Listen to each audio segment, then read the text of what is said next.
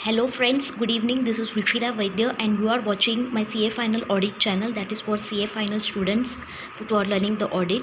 I hope you are all doing well, friends.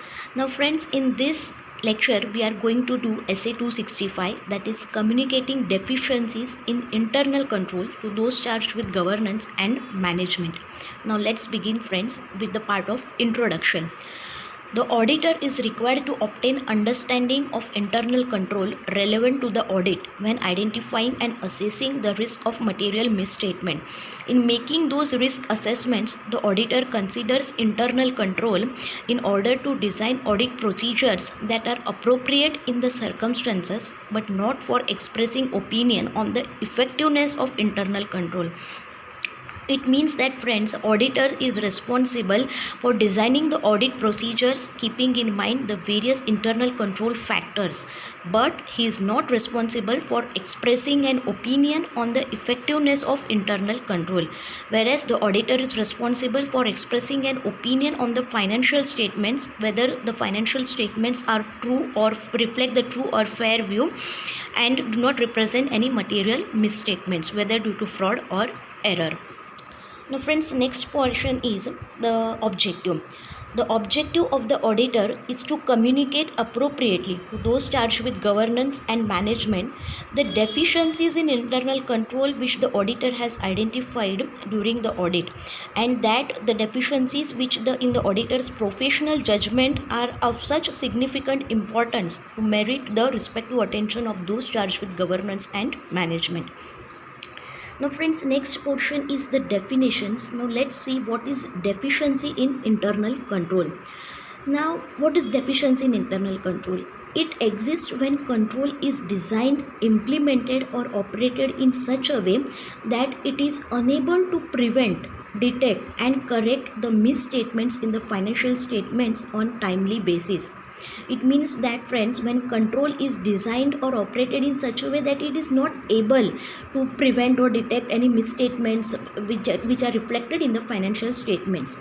Or the another possibility is that a control which is necessary to prevent, detect and correct the misstatements in the financial statements on a timely basis is missing. Now friends, this was deficiency in internal control. Now let's see what is significant deficiency in internal control.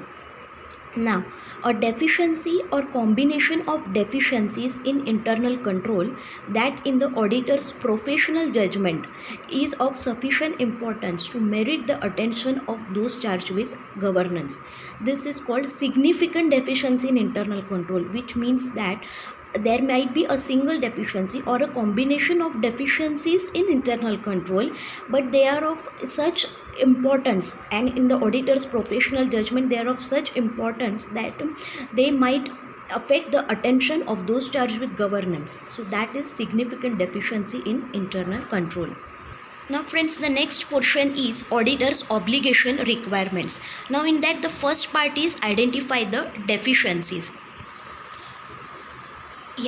Now friends, in identifying the deficiencies, the auditor shall determine whether on the basis of the audit work performed, the auditor has identified one or more deficiencies in internal control.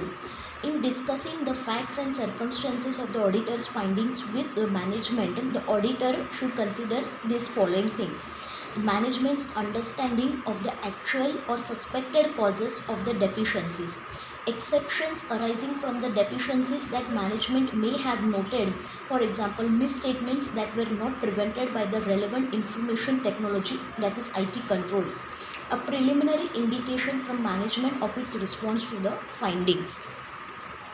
Now friends, the next part is whether deficiencies identified are significant. Whether the deficiencies identified are significant, in this case the auditor has to identify, if the auditor has identified one or more deficiencies in internal control, the auditor shall determine on the basis of the audit work performed whether individually or in combination they constitute significant deficiencies.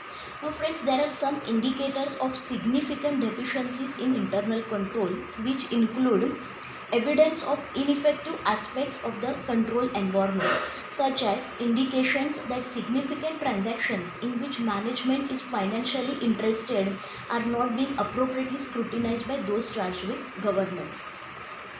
There is absence of risk assessment process within the entity, where such a process would ordinarily be expected to have been established.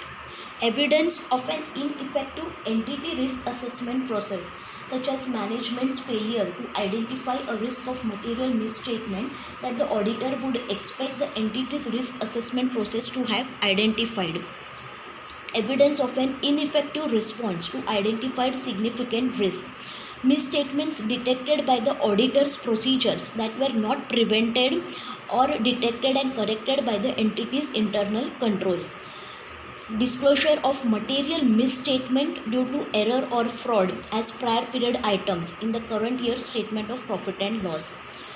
Now friends, the next point is communicating in writing to those charged with governance. That is point number C. Here the auditor shall communicate in writing significant deficiencies in internal control identified during the audit to those charged with governance on a timely basis. In determining when to issue the written communication, the auditor may consider whether receipt of such communication would be an important factor in enabling those charged with governance to discharge with their oversight responsibilities. In case of listed entities, those charged with governance may need to receive the auditor's written communication before the date of approval of the financial statements in order to discharge specific responsibilities in relation to internal control for regulatory or other purposes. The last point is the communicate to the management. In writing, the auditor should communicate the significant deficiencies in internal control unless it would be inappropriate to communicate directly to management in the circumstances, and other deficiencies in internal control identified during the audit have not been communicated to management by other parties, and that in the auditor's professional judgment are of sufficient importance to merit the management's attention, that these should be communicated to the management. Now the another point is contents of the report. What should be the contents of the report? The report should state that the communication is intended solely for the information and use of audit committee, management and others within the organization. The purpose of the audit was for the auditor to express an opinion on the financial statements. Description of the deficiencies and explanation of their potential effects. Sufficient information to enable those charged with governance and management to understand the context of the communication. Then the matters which being reported are limited to those deficiencies that the auditor has identified during the audit and the auditor has concluded are of sufficient importance to merit being reported to those charged with governance. Now friends, I have taken one question here. It says important points the auditor should keep in mind while drafting the letter of weakness in internal control system. The auditor should state the description of the deficiencies and an explanation of their potential effects. The auditor should sufficient information to enable those charged with governance and management to understand the context of the communication. The important points with regard to the drafting the letter of weakness are as follows. The letter should list down the area of weakness in the internal control system and offer suggestions for improvement. It should clearly indicate that it discusses only weaknesses which have come to the auditor's attention as a result of his conducting audit, and that his examination has not been designed to determine the adequacy of internal control for management. The letter should serve as a valuable reference document for management for the purpose of revising the internal control system and insisting on its strict implementation.